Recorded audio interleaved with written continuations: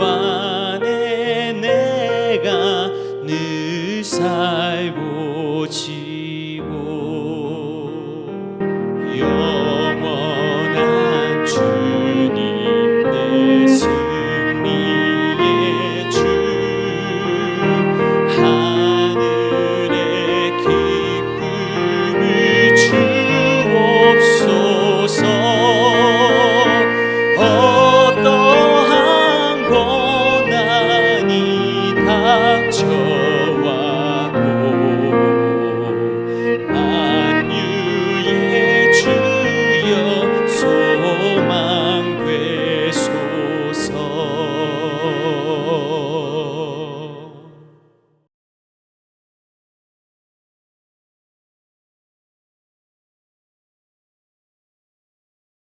(6월 30일) 아침 묵상입니다. 오늘 말씀은 요한계시록 1장 1절부터 8절 말씀입니다. 예수 그리스도의 계시라. 이는 하나님이 그에게 주사 반드시 속히 일어날 일들을 그 종들에게 보이시려고 그의 천사를 그의 종 요한에게 보내어 알게 하신 것이라. 요한은 하나님의 말씀과 예수 그리스도의 증거 곧 자기가 본 것을 다 증언하였느니라. 이 예언의 말씀을 읽는 자와 듣는 자와 그 가운데 기록한 것을 지키는 자는 복이 있나니 때가 가까움이라. 요한은 아시아에 있는 7교회에 편지하노니 이제도 계시고 전에도 계셨고 장차 오실 이와 그의 보좌 앞에 있는 7 영과 또 충성된 증인으로 죽은 자들 가운데서 먼저 나시고 땅의 임금들의 머리가 되신 예수 그리스도로 말미암아 은혜와 평강이 너희에게 있기를 원하노라. 우리를 사랑하사 그의 피로 우리 죄에서 우리를 해방하시고 그의 아버지 하나님을 위하여 우리를 나라와 제사장으로 삼으신 그에게 영광과 능력이 세세토록 있기를 원하노라. 아멘. 볼지어다 그가 구름을 타고 오시리라.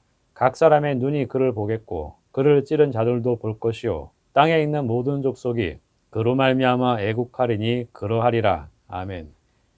주 하나님이 이르시되 나는 알파와 오메가라. 이제도 있고 전에도 있었고 장차 올 자요 전능한 자라 하시더라. 아멘. 요한계시록은 역사의 끝에 관한 말씀입니다. 다른 말로 종말이라고 합니다. 역사의 끝이라고 하는 말은 시간적으로 끝을 의미합니다. 시작이 있으니 끝이 있듯이 시작한 말씀과 끝에 대한 말씀도 있는 것입니다. 이와 동시에 역사의 끝이라는 말 속에는 하나님의 숨겨진 의도가 온전하게 드러난다는 뜻도 담겨 있습니다. 하나님께서 세상을 창조하신 이후 우리를 부르신 목적이 예수 그리스도 안에서 완전하게 이루어진다는 것입니다. 이 두 가지를 잘 생각한다면 요한계시록을 통하여 오늘 우리에게 들려주시는 하나님의 참 뜻을 성령님의 인도하심으로 잘 헤아리게 될 줄 믿습니다. 요한계시록을 흐르는 선명한 메시지는 하나님께서 역사의 주인이시라는 것이며 예수님께서 이 땅에 몸으로 오셔서 이루신 십자가와 부활로 죄의 문제를 해결하신다는 것입니다. 죄의 문제를 해결하신다 함은 우리가 지은 죄의 결과를 없이 하시고 죄에 기울어진 인간의 본성을 그리스도 안에서 새롭게 하시는 은혜, 회복의 은혜를 말합니다. 더욱이 죄의 근원인 악의 세력을 정복하시며 온 세상을 정의와 공의로 예수님께서 통치하신다는 것입니다. 1절 말씀에 예수 그리스도의 계시라고 기록되어 있습니다. 요한계시록 전체의 내용을 한 단어로 제일 처음에 요약해서 기록해 놓았습니다. 예수님은 누구시고 어떤 일을 하셨고 앞으로 무슨 일을 하실 것인가, 이것을 아는 것이 중요합니다. 이 세상을 살아가는 데 필요한 지식들이 많이 있습니다. 건강에 관하여, 돈에 관하여, 일에 관하여 우리가 이것들을 잘 알면 알수록 도움이 되는 것은 당연한 이치입니다. 마땅히 하나님께서 우리에게 허락하신 이것들을 잘 가꾸고 사용하여 하나님께 영광을 돌려드림이 마땅합니다. 이에 필요한 지식들이 많이 있겠습니다. 그럼에도 우리 그리스도인들에게 있어서 먼저 필요하고 알아야 할 것은 예수님의 인격과 사역입니다. 사도 요한이 감옥에서 이 말씀을 받을 때 그가 섬겼던 교회들의 형편을 생각하면 잠을 이룰 수 없었을 것 같습니다. 사방에서 몰려오는 위협과 회유, 교회 안에서 발생하는 잘못된 가르침 등 수많은 일들이 있었을 터인데 하나님께서는 예수 그리스도에 대한 말씀을 사도에게 주신 것입니다. 이는 하나님께서 현실 세계를 이해 못하심이 아니요 요한이 가진 교회에 대한 염려를 모르심도 아닙니다. 오히려 반대로 예수 그리스도가 요한이 가진 염려에 대한 처방이기 때문입니다. 예수 그리스도는 현실에 뿌리 내린 신앙을 위한 출발점이며 힘든 하루하루의 삶을 받쳐주는 반석이요 힘의 근원이시기 때문입니다. 2절에서 사도는 자신을 증인이라고 소개합니다. 사도 요한이 하나님의 말씀과 예수 그리스도의 증거, 곧 자기가 본 것을 다 증언했다고 기록했습니다. 자기가 본 것은 요한계시록의 말씀과 좀 더 확장한다면 요한복음의 말씀이 되겠습니다. 이 말씀들을 하나도 남김없이 다 증언했다 함은 사도를 부르신 하나님의 뜻은 세상 속에 있는 교회와 성도들을 향해 있었다는 것을 말합니다. 하나님께 받은 말씀을 증언하는 일은 모든 성도에게 적용되겠지만 특별히 먼저 앞서서 섬기고 모범을 보이는 지도자들에게 더욱 적실한 말씀이 되겠습니다. 5절에서 요한은 예수님에 대해 증언하면서 놀랍게도 예수님도 증인이셨다고 말씀합니다. 또 충성된 증인으로 죽은 자들 가운데서 먼저 나시고 예수님의 공생의 3년을 요약하면서 요한은 사랑하는 주님을 충성된 증인이라고 소개하고 있습니다. 예수님께서 땅에 계실 때에 하나님께 충성된 증인의 삶을 사셨다는 것입니다. 그런데 더욱 놀라운 것은 예수님께서 하나님께 충성되게 사셔서 죽으셨다고 말합니다. 예수님께서는 하나님을 사랑하고 신실하게 의지하는 삶을 사셨고 이것을 통해서 요한도 우리도 예수님께서 하나님의 아들이심을 믿게 된 것입니다. 이렇게 신실하게 하나님을 증언하신 예수님께서 죽으셨다는 것입니다. 역설적이게도 예수님의 죽으심이 가장 확실한 증언이 되었습니다. 죽음으로 보여주는 증언은 삶과 죽음의 경계를 넘어서고 세대와 세대를 관통하고 시대와 시대를 초월하여 힘을 가지게 되는 것입니다. 하나님을 향한 사랑과 순종의 증거가 되었고 세상을 향한 하나님의 사랑의 증거가 되었습니다. 요한과 생사고락을 같이 했던 동료 베드로는 먼저 주님 곁으로 떠난 후였습니다. 충성된 증인의 삶을 사셨던 주님을 따라 자기를 내려놓고 희생의 자리를 거부하지 않게 되는 것은 비록 사도라 할지라도 인간의 본성과 역행하는 것이기 때문에 쉽지 않은 것입니다. 요한은 이 사실을 잘 알고 있었습니다. 세상은 힘과 화려함으로 모든 좋은 것으로 사람을 지배하려고 하고 태초 이후로 지금까지 그 효과는 증명되는 것처럼 보입니다. 우리가 매일 경험하여 아는 것처럼 세상은 거의 타인을 위하여 희생하는 법을 알지 못합니다.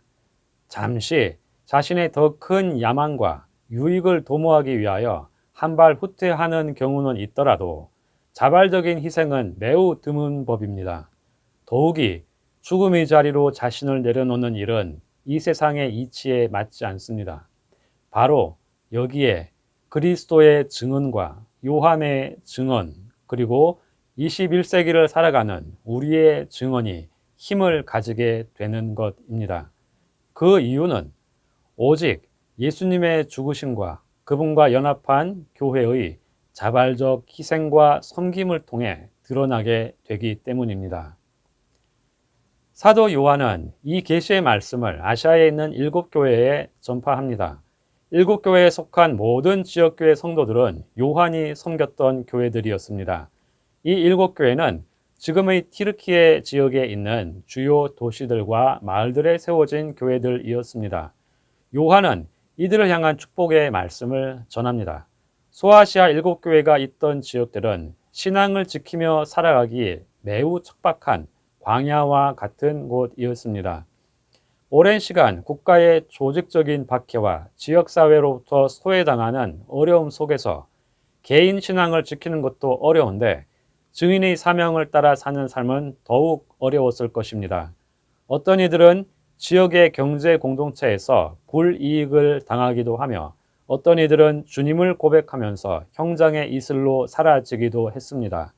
이런 척박한 상황 속에서 요한은 위로의 말씀을 전합니다. 가장 큰 위로는 주님도 그러한 삶을 먼저 살아내셨다는 것입니다. 주님도 땅에 계실 때에 불의와 타협하지 않으시고 하나님께만 충성하셨습니다. 헤롯이 위협할 때도 빌라도가 회유할 때도 하나님께만 신실하셨습니다. 충성된 증인으로 이후로 따라올 신실한 자들을 위하여 분명한 발자국을 남겨놓으신 것입니다. 하나님은 죽음으로 삶을 마무리하신 예수님을 부활의 영광으로 감싸주시고 보좌에 앉혀주시고 만왕의 왕, 만주의 주, 땅의 임금들의 머리가 되게 하셨습니다. 공의로우신 하나님께서 이 땅의 불의한 일들을 버려두지 않으실 겁니다. 고통당하는 백성을 버리지 않으실 겁니다. 주님은 지금 때를 기다리신다고 하십니다. 충만한 수가 다 차면 역사에 다시 들어오셔서 사탄과 짐승, 악을 행한 모든 이들을 심판하실 것입니다. 이것이 세상 속에서 신실한 성도가 가지는 참된 위로가 됩니다. 한 걸음 더 나가서 우리를 구원하신 구원이 무엇인지를 점점 더 잘 알게 되는 것이 성도에게 큰 위로가 됩니다. 우리를 사랑하사 그의 피로 죄에서 우리를 해방하셨습니다. 다른 말로 하면 사탄의 정신과 가치를 쫓아 살았던 우리를 건져내셔서 아들의 나라로 옮기신 것입니다. 그러한 우리의 과거를 묻지 않으시고 나라와 제사장으로 삼아 주셨습니다. 우리로 악의 실제를 알게 하시고 우리의 탐욕을 보게 하시고 추구해야 할 하나님 나라의 가치와 정신을 깨닫게 하십니다. 이것이 참 복입니다. 미약하지만 하나님 나라를 위해 흘리는 작은 수고와 땀방울을 기억해 주십니다. 이것을 두고 우리를 나라와 제사장 삼으셨다고 하시는 것입니다. 우리의 힘으로 세상을 변화시키라는 것이 아닙니다. 어두운 세상 속에서 하나님을 향한 바른 방향성을 가지고 자신에게 맡겨주신 만큼만 충성하면 된다는 것입니다. 그 나머지는 전능하신 하나님께서 때에 맞게 간섭해 주실 것을 믿는 것입니다. 이것이 우리에게 맡겨진 귀한 사명, 제사장적 삶입니다. 묵상을 정리하겠습니다. 예수님은 하나님의 계시입니다. 예수님을 지식적으로, 인격적으로 만나 성숙해가는 것이 참된 복입니다. 예수님은 죽음으로 하나님을 증언하셨습니다. 이것이 세상을 거슬러 증언하는 참 증인의 능력입니다. 예수님은 우리를 나라와 제사장으로 삼으셨습니다.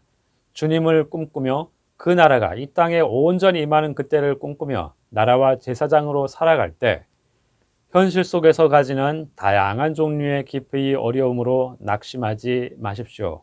주님을 기억하고 눈물 흘리며 땀을 흘리는 우리가 바로 하나님 나라의 대표자들입니다.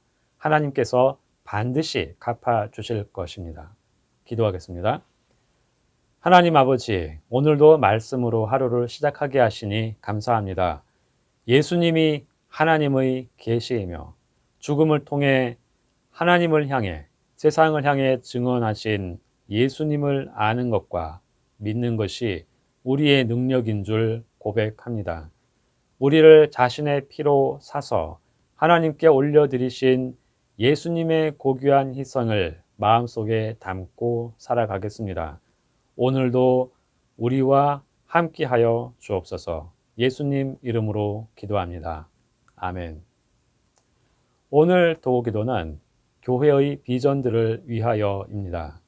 먼저 교회의 비전들을 위하여 하나님 나라를 확장하는 것이 교회의 본질임을 잘 알고 정체성을 잘 지켜나가는 우리 교회가 되도록 비전을 품고 일어나가는 성도들을 위하여 한마음 한지체로 자신의 역할을 잘 감당하여 하나님을 영화롭게 하는 선한 이웃 우리 교회가 되도록 기도하시고, 이어서 담임 목사님과 교역자의 선교지 방문을 위하여 안전한 일정과 여행을 위하여 기도하시고, 타 지역의 지체들과 자녀들, 병약한 교우들을 위하여 기도하시고 주님과 교제하시기를 바랍니다.